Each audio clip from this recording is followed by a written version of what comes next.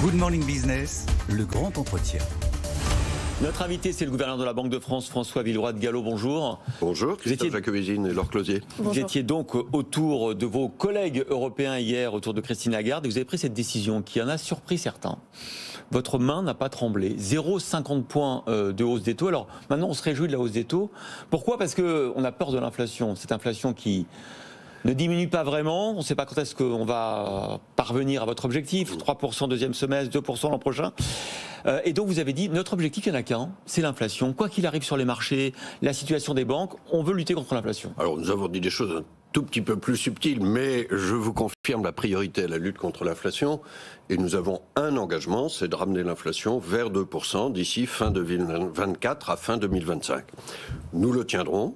Et d'ailleurs, quand vous regardez les prévisions que nous avons publiées hier, l'inflation en zone euro revient bien vers 2% fin 2024, fin 2025. Alors, nous avons quand même évalué la situation. Nous avons beaucoup discuté hier parce que nous nous retrouvions face à une incertitude accrue du fait des problèmes bancaires aux États-Unis et sur Crédit Suisse. On en reparlera sans doute. Mais nous avons décidé finalement de faire ce que nous avions dit à l'avance, c'est-à-dire de relever effectivement de 0,50% les taux. Et ça, je crois que nous avons envoyé un signal de confiance qui est fort et qui est double. C'est à la fois une confiance dans notre stratégie anti-inflation, et puis c'est une confiance dans la solidité des banques européennes et françaises. 50 points de base hier, mais pas de calendrier précis sur la suite. Christine Lagarde n'a pas été très précise. Est-ce que ça veut dire qu'il y a un changement de guidance au sein de la BCE ? Est-ce que vous allez intégrer des données financières, changer votre manière d'analyser l'économie ? Alors vous avez raison, Laure Closier, je crois que ça c'est un changement hier. Nous avons, dans le même temps que nous donnions ce signal de confiance, nous avons renforcé notre adaptabilité pour le futur. Si je devais prendre une image assez simple, nous sommes passés d'une forme de pilotage automatique au pilotage aux instruments. Qu'est-ce que je veux dire par là ? Jusqu'à présent, nous disions, nous allons relever les taux, et nous avions même donné une indication assez forte, puisque 3 fois de suite, on avait dit qu'on allait relever de ces fameux 0,50. Et là, nous disons que ça va être ouvert, réunion par réunion. Nous déciderons au vu des données. Et nous avons donné une précision assez importante, qui peut-être a été moins notée, c'est quels sont, puisque je parlais de pilotage aux instruments, quels sont les 3 cadrans économiques que nous allons regarder. Mais de façon ouverte et pragmatique. Pour faire très court, il y a bien sûr les perspectives de l'inflation totale. Il y a un deuxième cadran, ça j'y insiste un peu, c'est ce qu'on appelle l'inflation sous-jacente, hors énergie et alimentation. Ça, je crois que c'est une décision très importante. Ça rejoint un discours que j'avais fait en ce sens il y a exactement un mois, mi-février. Et puis, il y a un troisième cadran, c'est ce que nous appelons la bonne transmission de la politique monétaire, c'est-à-dire comment nos décisions sur les taux se transmettent via le canal du crédit vers l'économie. Et justement, le canal du crédit vers l'économie, on n'arrête pas de commenter ce durcissement du financement pour les entreprises, cette difficulté pour les ménages aussi d'emprunter pour faire un crédit immobilier. Est-ce que vous ne risquez pas de tuer le malade à force d'augmenter les taux ? Non, je ne crois pas du tout. Il faut soigner la maladie qu'est l'inflation. L'inflation, c'est la première préoccupation de nos concitoyens, c'est la première préoccupation des entrepreneurs. Et Christophe Jacobusine, l'inflation, c'est le premier ennemi de la croissance. Si l'inflation s'installe durablement à niveau élevé, là, il va y avoir une défiance généralisée, une incertitude, et ça, c'est très mauvais pour la croissance. Ça pèse sur la consommation des ménages, ça pèse sur l'investissement des entreprises.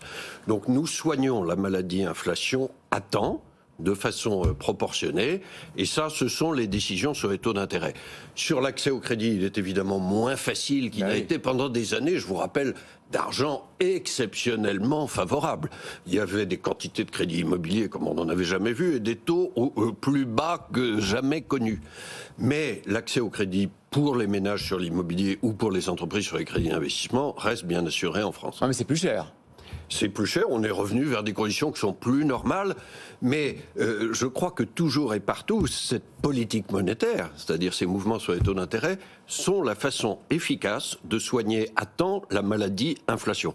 Quand il y a une maladie de ce type, on prend les remèdes techniques nécessaires, et plus on les prend tôt, c'est ça qui est important, plus on les prend tôt, plus ils restent proportionnés. Vous savez, ce que nous voulons absolument éviter, c'est de refaire l'erreur des années 70, et ceux qui, comme moi, ont hélas un certain âge, se souviennent de ce qui s'était passé. On a laissé s'installer une inflation à 2 chiffres pendant trop longtemps, pendant plusieurs années, et à la fin, il a fallu faire un remède de cheval, aux États-Unis notamment, qui lui a provoqué la récession. Ça, nous ne le ferons pas. Quand vous dites que vous allez regarder des données financières pour évaluer la situation pour les futures ou pas hausses des taux, est-ce que vous allez regarder comment les banques gèrent la hausse des taux? Quel impact? On a vu ça avec la crise aux États-Unis, on va en reparler, mais c'est quoi précisément ce que vous allez regarder? Alors ça, c'est le 3e cadran dont je parlais, donc que nous appelons dans notre langage, la transmission de la politique monétaire, peut-être pour le dire de façon plus simple ou imagée, c'est ce qu'il y a dans le tuyau. Nous décidons les relèvements de taux en amont et puis c'est transmis à l'économie via le tuyau ou le canal des banques. Donc nous regardons à la fois le fait que les banques sont suffisamment solides, on va y revenir, mais les banques européennes et françaises sont très solides. Et puis nous regardons le délai de transmission, c'est-à-dire que des décisions que nous avons déjà prises sur les taux d'intérêt mettent un certain temps à arriver à l'économie et donc à lutter contre l'inflation. Ça, au passage, c'est un des débats techniques qu'il y a aujourd'hui, c'est quel est ce délai de transmission de la politique monétaire dans les circonstances où nous sommes aujourd'hui, en 2023. C'est un débat aux États-Unis comme en Europe. Traditionnellement, vous vous souvenez peut-être, on disait c'est 1 an ou 2 ans. Certains disent, aux États-Unis notamment, c'est plus rapide aujourd'hui. Je crois que c'est une des questions qu'il faut que nous creusions.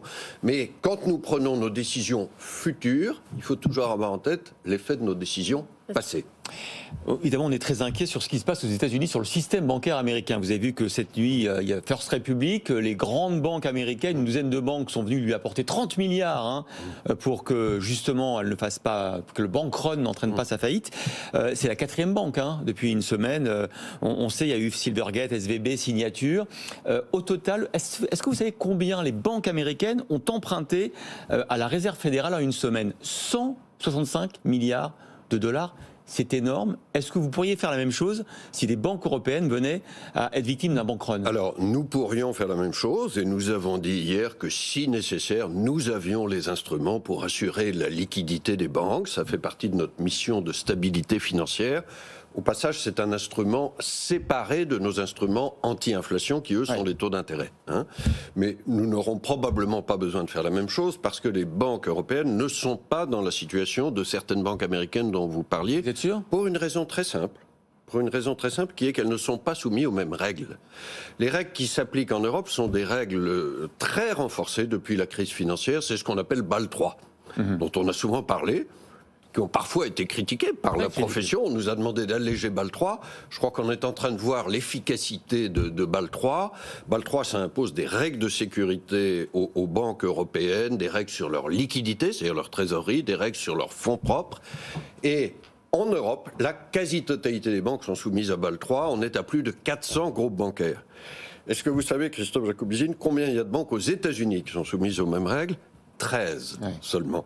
Alors qu'il y a plus de 5000 banques aux États-Unis. Pourquoi ils sont pas soumis aux mêmes règles? C'est les 13 banques les plus importantes. Il y a malheureusement, je suis obligé de dire, une décision qui a été prise au temps de l'administration Trump en 2019, ce qu'ils ont appelé le Tailoring Act, qui a consisté à dispenser les banques moyennes ou petites des règles de Bâle III. Et les banques en difficulté dont vous parlez, les 3S ou First Republic hier, ou certaines banques régionales, sont des banques qui, aux États-Unis, ne sont pas soumises à Bâle III. Je redis que les banques françaises et européennes, elles sont extrêmement solides. Pour vous citer l'exemple des banques françaises, elles ont plus que doublé leur capital par rapport à 2008. On entend que c'est un scandale de non-régulation en fait aux États-Unis, SVB et les autres. Mais quand on demande aux grandes banques nationales américaines d'aider ces petites banques régionales, on peut se demander si on ne serait pas le 3e échelon, c'est-à-dire on n'est pas directement lié aux banques régionales, mais on est lié à ces banques nationales. Est-ce que nous, on pourrait avoir des difficultés qui viennent de là? Je vous laisse la responsabilité du mot scandale. En tout cas, c'est une faille de régulation. Les grandes banques américaines dont vous parlez, elles sont soumises à Bâle III. Et donc, elles ont les mêmes règles de sécurité qui inspirent confiance en Europe. De ce point de vue-là, je pense qu'il y aura un certain mouvement de consolidation aux États-Unis. Par ailleurs, les autorités américaines, et je crois que c'est bienvenu, ont annoncé une réflexion sur la réglementation aux États-Unis. Est-ce qu'elles décideront d'étendre à ces banques moyennes les fameuses règles de sécurité de Bâle III? C'est à elles d'en décider. Je crois que ça serait souhaitable. Est-ce que Crédit Suisse était soumis à Bâle 3?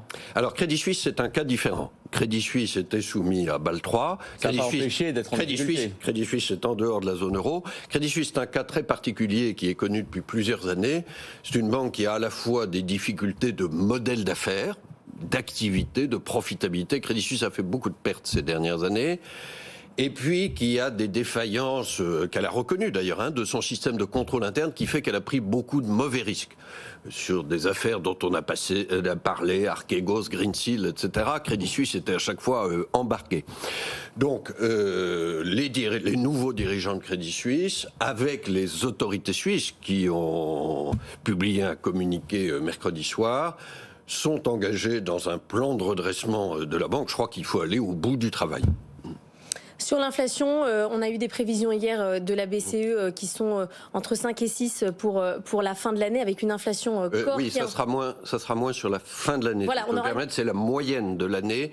Sur la fin de l'année, il y aura une diminution sensible à cause notamment des produits alimentaires. Combien sur le deuxième semestre? Ouais. Combien sur le deuxième semestre, l'inflation? On serait sur la fin de l'année, dans la prévision de la BCE, autour de 3% pour la zone euro. Je fais une petite différence, si vous voulez bien, entre la fin 2023, qui est une prévision, et ce que j'ai dit sur revenir vers 2% fin 2024 et fin 2025, qui est non seulement une prévision, mais un engagement. C'est ça notre objectif. Pourquoi je me situe à cet horizon? C'est lié à ce que nous disions sur le délai de transmission de la politique monétaire d'1 à 2 ans. Merci beaucoup François de Vidragalo d'être venu nous voir ce matin, gouverneur de la Banque de France, que vous pouvez réécouter en replay et en podcast sur notre antenne.